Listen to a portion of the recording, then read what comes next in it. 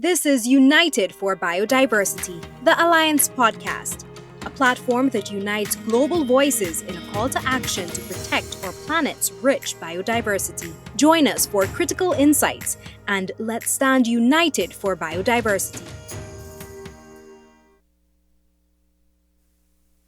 Welcome to this week's episode of United for Biodiversity, the Alliance podcast. I am your host, Guyana Wilberg, and today we explore a very important topic. We're going to be looking at the origins of Guyana's low carbon development strategy and the efforts that truly went into making such a pioneering document. To assist us with this discussion is a very special person. He was actually one of the key individuals who worked alongside the Guyana administration in putting together this important document. His name is Mr. Kevin Hogan, and he is an advisor to the Office of the President of the Cooperative Republic of Guyana. Kevin, thank you so much for joining us all the way from London virtually. Good morning, Kiana. It's great to join you, and thanks so much for asking me on. Indeed. I want to jump straight into our questions today. Now, with the low carbon development strategy, it has emerged, as I noted, a truly pioneering document that has really paved the way for bringing together this platform that allows us to really tap into new forms of revenue generation while also preserving Guyana's rich biodiversity and particularly Guyana's forests. But I want you to give our audience just some insights into what really went into creating this document. Well, there's a big question, Kiana, and the answer probably will take longer than this podcast, but I'll try and give the quick answer. It was really, as you know, the brainchild of the former president, President Jack Deo. And I've often been asked precisely when did he initially come up with the idea? And it's difficult to pinpoint exactly, but I would say it was in and around the period of 2007. And for people who are a bit younger, maybe viewing, it's hard to imagine what Guyana was like even back then compared with the opportunities that Guyana has today. And to understand the choices the country was facing in 2007, you really need to go even further back. Because for a very long time, sadly, since independence, really, Guyana had gone through periods where the economy was not doing very well. The country was essentially bankrupt for a few decades. And then with the return of democracy and in parallel, a lot of really hard work on the basic economic reforms, the 90s were basically consumed with just getting the fundamentals right, getting debt under control. It's hard to imagine now, but all of the government's money was due to be paid on servicing debt, never mind paying teachers and nurses and running the rest of the country. When you're in that kind of situation, you have very few choices to make about what kind of economy you want. So it was extremely hard work, which took over a decade and really brought the country up to around 2005, 2006, which was when suddenly a whole series of things happened, not the least of which was Guyana finally getting over some key barriers, including some set within the IMF program that Guyana had been on for quite a long time. And while that overall was really good news and real testament to the hard work that had taken place in the 90s and a little bit after the turn of the century, it also presented some new choices for Guyana. And so if the 90s and the first half of the decade after the turn of the century was about the basics, getting the basics fixed, the second half was really about the second generation of reform. So there was the national competitiveness strategy. There were all sorts of initiatives around attracting in foreign investment into Guyana, because finally that was something that the country was able to do. But with those kind of choices come a whole series of other choices. And I remember the former president saying, every other country in the world that has reached this stage of development has used its natural resources unsustainably in order to reach the next stage of development. And in Guyana's case, that was obviously the forest. And so if you look around the world, not just in recent years, but over centuries, every country that has had a forest has destroyed it first and then sometimes brought it back. Costa Rica is a great example. They destroyed it first. They lost 98% of their forest, and now they're bringing 50% back. They're doing an absolutely fantastic job. But the then president's vision was, can we not do that? Can we leapfrog over that unsustainable form of development? Development must always come first, but can we do it in a way that doesn't see the forest disappear like it's done in so many countries? And that was the real genesis. Now, he said it out publicly in a number of occasions. One occasion I remember well was the Commonwealth Finance Ministers meeting in Guyana. And the then president set out that we, as Guyana, he said he believed that the people of Guyana were willing to take on this challenge. Can we be a model for the world that shows that it's possible to advance development without destroying forests? And if so, we will still meet the development aspirations of the people, but we will also create a model for the world. And that was the vision. I would call it the low carbon development vision. And that vision gave way to the strategy, which had its first outing in 2009 as a result of the work that was done by the president in order to make the vision become something that could actually be implemented. So it's difficult today because so much of what he said then is now conventional wisdom around the world. It's difficult today to actually state how far-reaching that was. The LCDS was the first such strategy from any developing country in the world. I mean, think about that. Little old Guyana coming up with the first such strategy of any developing country in the world. And one of the first from any country, developed or developing. And the fact that here we are talking about it 16 years later shows the quality of the vision that it encapsulated and also its relevance to the world, because so many other countries now are emulating it or drawing from it. And we are also learning from them, of course. But that vision from all those years ago remains the vision that guides everything today and creates the new opportunities for moving forward. Kevin, I think you really provided some critical context about the vision behind the LCDS, the vision for it, and what it has become.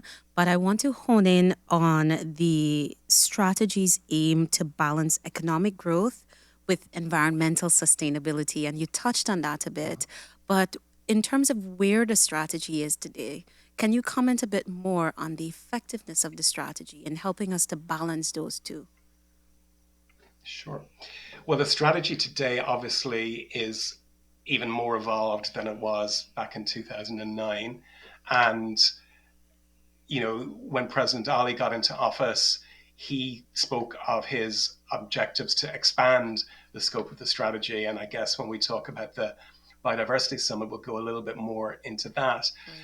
But to just take the kind of key element of the original vision and the key global model was around the concept of forest climate services and how that can become a development sector in its own right. I always say in the LCDS, the most important letter is the D. The president at the time, his vision was always development. It was not low carbon first and development second, it was development. And key to that was finding a way to monetize the value of the standing forests, one, and two, use that to invest in the local economy at village level, but also in the broader economy to address areas such as agriculture, areas such as energy, areas such as ICT. And again, it would take a long time to go into all of the benefits. But one that I would just single out is the monetization of the forest climate services, as it's described in the LCDS, was one of the key things that was way ahead of its time back then. And the then president said, we're going to do it in three phases. We're going to start with a bilateral who shares our vision. Then we're going to move into the voluntary and compliance markets, carbon markets, and then we're going to move into a full UNFCCC mechanism. Where we are today is that first phase, which turns out to be the Guyana-Norway agreement, was $227 million for performance from 2009 to 2015. No other country in the world achieved something of that magnitude per capita. Then when President Ali assumed office, I don't want to get drawn into the politics, but the truth is nothing had happened between 2016 and 2020. It was a bit of a tragedy in that the Forest Climate Services hadn't been remunerated despite all the hard work of people. And the first thing he said about doing was going back and fixing some of that damage. So from 2016 onwards, Guyana has been remunerated and being able to access the voluntary and now compliance markets.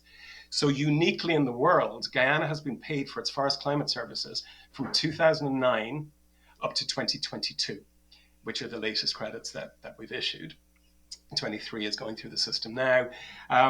In total, that was $227 million from the Guyana Norway. And due to the fact that the president went back and insisted on repairing some of the setbacks that had happened from 2016 up to today, the trajectory of earning income continues to go up and up and up. Everyone talks about the Hess deal, but Guyana is now earning more from other sources as well.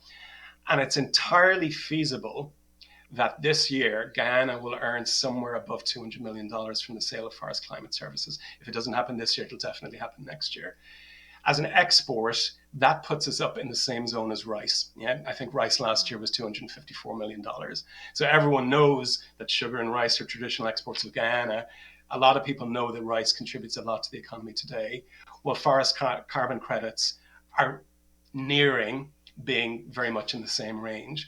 And again, no other country in the world has come anywhere close to that. When it came to the Guyana-Norway agreement, we were the biggest in the world per capita, but Brazil and Indonesia were bigger in absolute terms. With carbon credits, Guyana is not only the biggest in the world per capita, but is just the biggest in the world at the moment across all countries. So again, with the leadership of President Jack Day originally, but now the leadership of President Ali insisting that we stay the course and keep this moving forward, we now have in Guyana, unlike in most countries in the world, an entire economic sector that has just emerged in a very short period of time, with all the opportunities that creates for investment across the economy in villages, but also in infrastructure like adaptation and energy and all the other things that are in the LCDS. But Kevin, we've heard quite a lot in recent times, especially since the discovery of oil and gas in Guyana, that this is going to be a huge turning point. Yet the government remains laser focused on this trajectory of ensuring low carbon development is a success. To what extent do you think this approach and having this part of the country's DNA has really already in advance shaped the way that we are going to be in terms of oil sector development and the new chapter of leadership that Guyana is going to pursue? Well, the new chapter of leadership is widening, so that it's being able to do many different things at the same time. But I think the question of oil and its association with low carbon development strategy often gets misinterpreted. Guyana's own energy usage and trajectory for usage, as set out in the original CDS and now in the subsequent evolution, is about an energy transition that is more ambitious than almost anywhere in the world. Now, sadly, the original CDS had a Mile of Falls as central to it. If a Mile of Falls was up and running today, which it could have been, electricity prices would be lower, but also there would be a much lower carbon footprint from the energy sector within Guyana. So when the gas to energy project finishes in the coming year, it will generate that halving of electricity in terms of contributing to the economy and to real people's bills. But more importantly, it will also see the halving of Guyana's energy-related emissions profile. And that's really important point to make, because what countries do globally is about their own consumption. So you look in Europe, you look in North America, wherever. The oil that is exported for a global market. And that is driven by global demand. So what Guyana is essentially doing is reducing its demand for fossil fuels with an extremely ambitious energy transition plan. But then Guyana's oil is also out there in the global market. And it's really important that people also read the LCDS's discussion about that sector of the economy, because from a low carbon perspective, Guyana is not in some extreme situation, that's sometimes characterized. It's a very sophisticated position on oil and its relation to emissions, which, because it's sophisticated, it takes too long to explain. But I've listened to the vice president explain it, and it's essentially around Guyana. If Guyana were to leave its oil in the ground, the oil that the world would continue to use, because this is global demand, would come from other places. That's right. It wouldn't be reduced. It would come from other places. And many of those other places have far more carbon intensive oil than Guyana. So for Guyana to withdraw from the global market for oil and gas would stop investment in hospitals and schools and roads and all the other things you see around Guyana, one. But two, it would do nothing for the world's energy transition. So Guyana, with the tax on flaring, for example, Guyana, with many of the other measures that are in place, is well ahead of other countries on oil production. But equally, the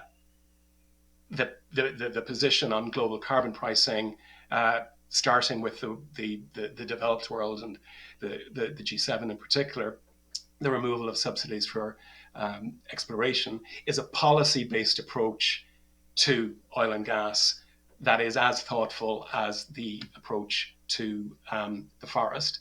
And going right back to their origins, the then president was talking on exactly these two fronts, even though oil was still not a reality for Guyana. The global position on oil and gas from Guyana's perspective was the same back then as it is now, which was based around carbon pricing, based around subsidy removal, et cetera, et cetera. So it was another example of far-reaching vision ahead of its time. Thanks, Kevin. And you noted a point that I really want to circle back to, and that was the mention of the Amila Falls project. And I want to know from your perspective, do you consider this one of the star projects of the LCDS vision and strategy? What are your thoughts on it as Guyana advances the diversification of its energy matrix? Well, it was of the original CDS, and it was led again by others. It was not led by me, but they did a fantastic job on putting a project together that would have halved citizens' electricity bills and brought emissions down as well. So, just speaking personally, I'm cautious of avoiding the politics, as I said, but it's a real tragedy that the people of Guyana didn't get to benefit from that, because it would have transformed people's lives and made businesses much more successful. So it was a real tragedy that that decisions were made to not go ahead with it. So you have to come up to today, and the right approach now has to be gas to energy, because a lot of the permits and a lot of the hard work that had gone on in Amila all expired. So you have to kind of go back and start again. So my understanding, and these are probably questions that are better for GPL or GEA, but my understanding is gas to energy will be able to satisfy the growth in demand for the moment. It will still have energy related emissions as well as electricity prices, and then Amila Falls could come in a future phase. It's in there in the new LCDS, but just because of the way things panned out, gas to energy has now come first, and Amila will hopefully be in the future. But to your question, was it a centerpiece? It totally was. Could it have halved electricity prices for citizens? Yeah, and brought emissions down. But not all is lost on that front. The money that was allocated for Amila in 2021, 2022, it was reallocated to solar in Linden and in Essequibo and Berbice, in various places. I think there's 9 sites. Again, check with the GEA. So the investment still went into renewable energy. It could have done an awful lot more than it did had it gone into Amila, but it still went into solar energy in 21, 22, and that is now coming on stream as we speak and benefiting the people in those locations. Thanks so much for those insights there, Kevin. To wrap up our session today, the LCDS has indeed advanced in its objectives, and now we see the call for us to be more thoughtful on the fight for biodiversity protection. Tell us a bit about how the LCDS speaks to this and the importance of the upcoming Global Biodiversity Alliance Summit in highlighting the achievements where the LCDS is concerned? Well, I'm really excited about the upcoming summit because it does actually remind me of what I was privileged enough to witness all those years ago, which then was around low carbon. But biodiversity was always part of the vision of the LCDS. And the value of the forest, whether you look at it through a carbon lens or a biodiversity lens or a water management lens, which is another lens to look at it, is Guyana has this vital global asset. Because of the realities of the time globally, low carbon was kind of the zeitgeist. It was the most prominent thing, and that in many ways is why the LCDS started with the climate aspects of the forests. However, the biodiversity aspect was always known about, and it was always hoped that the time would be right to expand the LCDS. So President Ali, when he started his leadership on this, which, you know, one of the privileges of my job is I get to see the president on an international stage in the same way as I got to see President Jack Day on the international stage. And I often say I wish more Guyanese could see that, because they are the manifestation of how Guyana is really punching above its weight. So in the old days, it was more around climate, and now it's more around biodiversity. But the President Ali's stature on the world stage is just phenomenal. And that's why I think a lot of people around the world have so much faith in what's about to happen on biodiversity, the summit, the alliance, and everything that comes since, because Guyana has established its credibility on it. And it, by showing what Guyana has shown on the first bits of the LCDS, whether that's the forest, whether that's climate finance, whether that's energy, whether that's Amerindian development adaptation, has given confidence that on the next bit of the LCDS, whether that's urban development, biodiversity, water management, is going to be as pioneering, to use your word. So it's really amazing to see the vision that the president has, but also to see the quality of international support that's coming along. President Duque has been doing a really amazing job. Some of the CIs and others who have been president of Guyana for many years are doing an amazing job. And what it is that's so like all the other evolutions of the LCDS is it's Guyana-led. Yes, we've talked a lot about the presidential leadership, but beneath that, there's a lot of people across the government, across civil society, Tushaus, village councils, the private sector, you name it. There's so many people in Guyana that have led on this vision and making it a reality that, you know, we can take it as read that if things continue, that's going to happen again. And so that's, to answer your question, how I believe we've got to this day, is it the next evolution, and it will be Guyana-led, as it always has, with Guyana at the fore, but with some fantastic international partners without whom it wouldn't be possible. In the old days, we had people like the Prime Minister of Norway, the Minister, we had people like Prince Charles. Now we're having some new international partners step up and help Guyana. But the one consistent theme that's come all the way through is that's Guyana-led, it's a Guyana-owned vision, and it's Guyana and Guyanese who are making the things happen which benefit the country, yes, but take it from me, because I witness it, they're also helping the world, and Guyana continues to punch above its weight.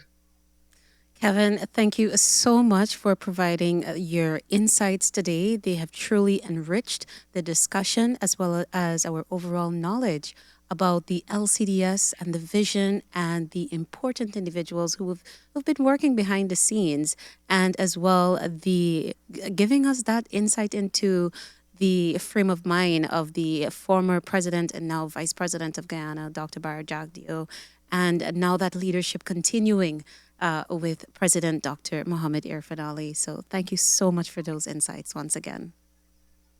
Pleasure. Thank you, Kiana. Indeed. To our audience, thank you as well for joining us. Be sure to join us next week again as we bring you more insights on the importance of protecting the world's biodiversity and the role Guyana intends to play in all of this. Thank you, and we'll see you next week.